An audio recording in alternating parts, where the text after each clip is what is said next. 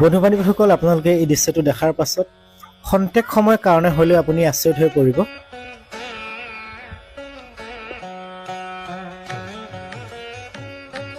আপোনালোকে দেখিব পাৰিছে দুডাল প্ৰকাণ্ড ফেটি সাপে কেনেদৰে এটা বান্দৰৰ লগত খেলি আছে, আৰু সেই বান্দৰটোৱেও দুডাল বিষাক্ত ফেটি সাপৰ লগত খেলি থকা আপোনালোকে দৃশ্যটো দেখিব পাৰিছে।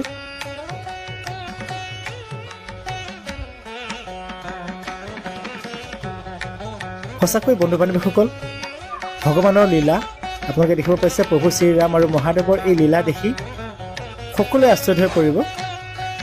আমি যিসকল লোকে ভগৱানক বিশ্বাস নকৰাকৈ আছোঁ বা থাকোঁ, সেইসকল লোকেও আচলতে এই দৃশ্যটো দেখাৰ পাছত প্ৰভু শ্ৰীৰাম আৰু মহাদেৱক বিশ্বাস কৰিবলৈ বাধ্য হ'ব লাগিব।